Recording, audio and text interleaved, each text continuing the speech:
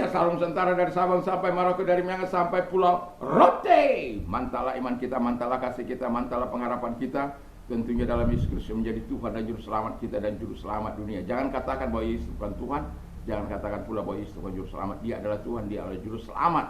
Dan kalau engkau percaya engkau akan diselamatkan, engkau tidak percaya engkau akan dihukum. Karena Yesus sudah berkata dalam Yohanes 14 ayat 6, Akulah jalan dan kebenaran dan hidup, tiada seorang sampai kepada Allah kalau tidak melalui aku.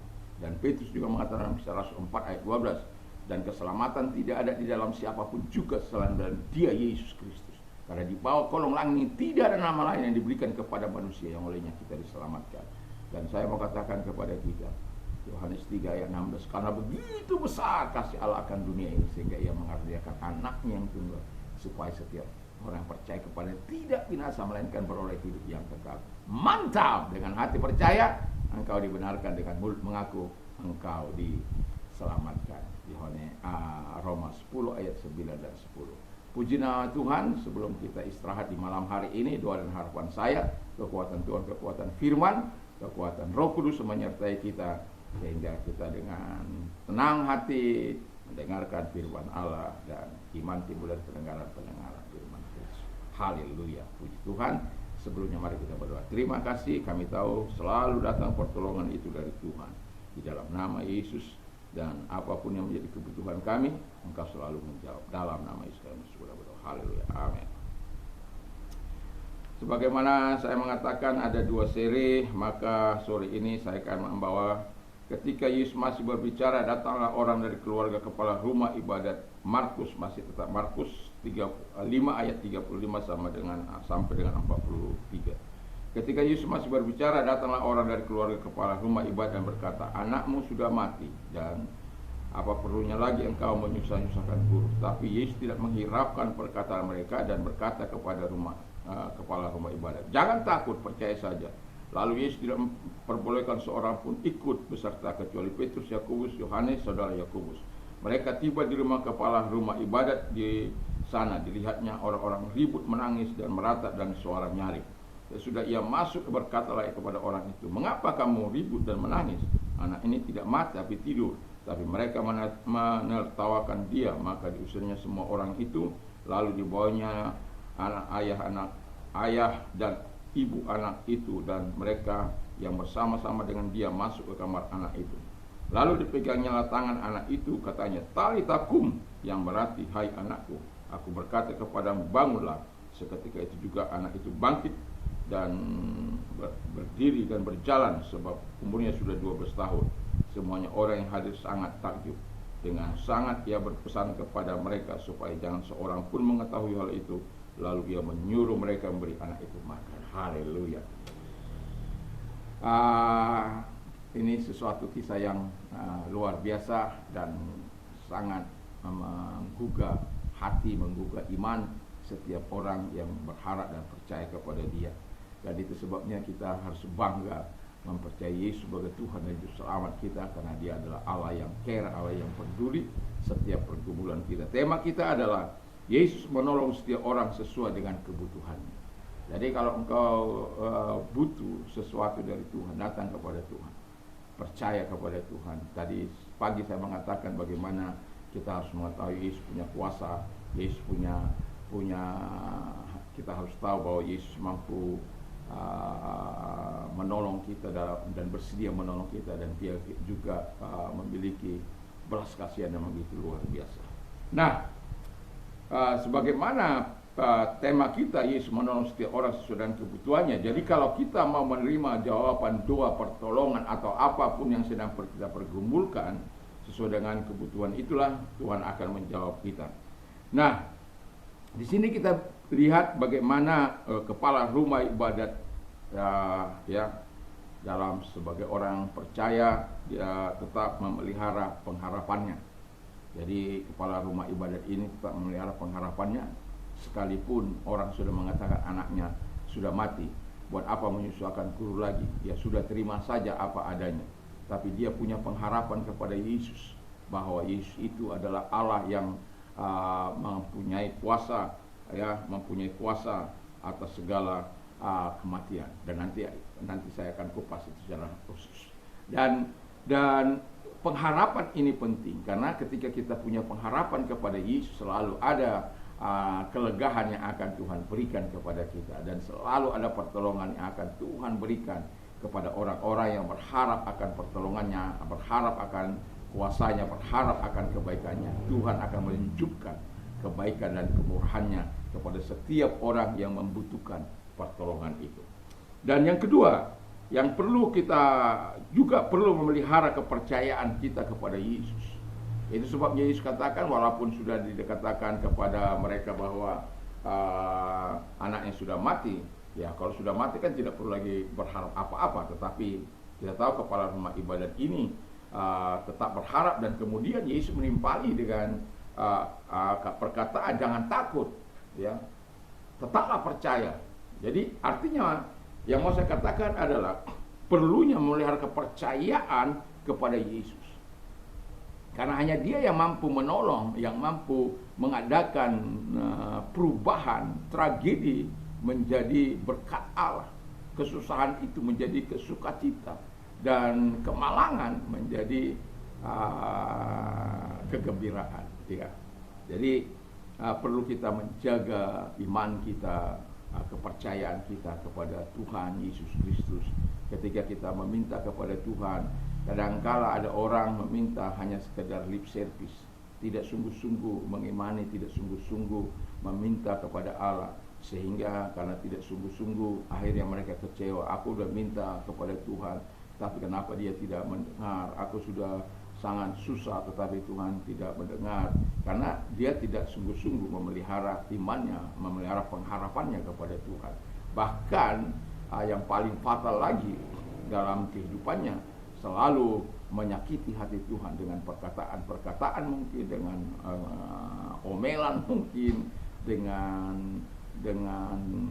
menceritakan ketidakbecusan Tuhan mungkin. Artinya begini, ya seperti orang Israel kan itu selalu cerita itu, sampai 11 kali mereka, 10 kali mereka menghina Tuhan, dan pada akhirnya mereka dibinasakan karena sudah melampaui batas katanya. Dan pada akhirnya yang 20 tahun ke bawah, 20 tahun ke atas tidak bisa masuk ke tanah perjanjian, dan itu digenapi oleh Tuhan. Selama 40 tahun mereka diserahkan mayat-mayat mereka di padang gurun. Karena apa? Perbuatan-perbuatan mereka yang jahat, selalu mau menerima pertolongan, tetapi tidak dengan sungguh-sungguh menghidupi Tuhan dalam hidup mereka. Dan yang ketiga adalah Yesus memiliki kuasa atas alam, memiliki kuasa atas kematian, atas sakit penyakit, atas penderitaan. Yesus punya kuasa membebaskan seorang yang kerasukan setan dan lain sebagainya. Intinya adalah Yesus memiliki kuasa untuk melakukan apapun yang Dia ingin lakukan. Dan kebetulan dalam konteks ini kita bisa melihat bahwa kepala rumah ibadat itu sedang memerlukan pertolongan yang sangat serius, yaitu di mana anaknya sudah mati. Tentu mereka ingin anaknya hidup, dan dia tahu bahwa dia sudah memiliki pengharapan, dia sudah memiliki kepercayaan, dan dia mengetahui bahwa Yesus memiliki kuasa untuk melakukan itu, dan dia percaya pada kuasa Yesus itu. Dan itu sebabnya ketika Yesus terus jalan ke rumahnya, dia tenang-tenang saja, walaupun dia sudah, orang katakan, buat apa kamu susah-susahkan, ya sebab anakmu sudah mati. Lalu seperti apa, katakan jangan takut, percaya saja. Ya dia percaya saja, dan kemudian dia ikut terus sampai pada akhirnya masuk ke kamar anak itu. Dan kita lihat ketika Yesus melulurkan tangannya dan mengatakan kepada anak itu satu kata yang berkata talita kum, yang berarti hai anakku, aku berkata bangunlah. Ya. Jadi apakah dia tetap tidur? Tidak. Apakah Yesus karena dia katakan dia tidur ditertawai, Yesus marah? Tidak. Karena dia tidak perlu menggubris orang-orang yang tidak punya pengharapan, orang-orang yang tidak punya iman. Tidak perlu menanggapi orang-orang seperti itu. Dan itu sebabnya dia mengatakan, kamu sudah saya katakan dia hanya tidur, dia bukan mati. Tetapi bagi kita dia mati, tapi bagi Yesus dia tidur kan. Jadi nggak perlu baperan. Dan pada akhirnya kita bisa melihat Tuhan itu betul-betul melakukan terobosan, karena dia memang yang memiliki kuasa itu. Dia memiliki kuasa untuk membangkitkan orang dari kematian. Kita sudah lihat Lazarus, kita sudah lihat bagaimana si yang 3 hari 3 malam itu Lazarus mati, ya, bahkan sudah membusuk. Dan kalau kita lihat Yesus dapat melakukan hal-hal yang dasar dan luar biasa, mengapa kita harus ragukan? Mengapa kita harus tidak percaya? Mengapa kita harus tidak meyakini bahwa Yesus itu mampu? Karena kita tahu bahwa ketika Yesus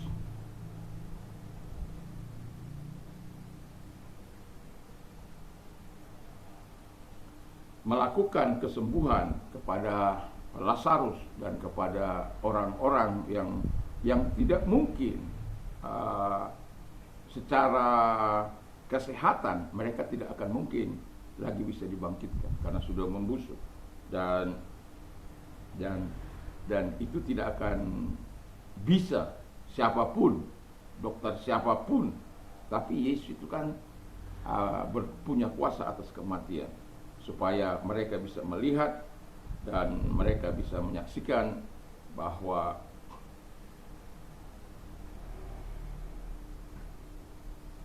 saya coba katakan ini di dalam Lazarus 11.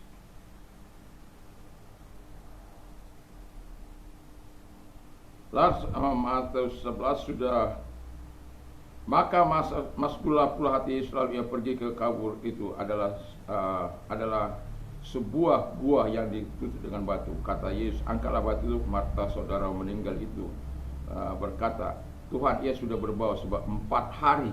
Ya, sudah 4 hari. Ya. 3 hari saja orang sudah, 3 hari itu sudah berbau. Ini 4 hari kata firman Allah. Dan kalau itu kita alami secara manusia, kita tidak akan bisa. Tapi bagi Yesus tidak ada yang tidak mungkin. Dan biarlah kita selalu berkonsep, bagi Tuhan tidak ada yang tidak mungkin. Bagi orang percaya selalu mungkin segala hal. Dan 3 hari itu adalah hal yang sudah, jasad orang sudah membusuk, apalagi sampai 4 hari, dan itu sudah mungkin sudah pecah dan sebagainya.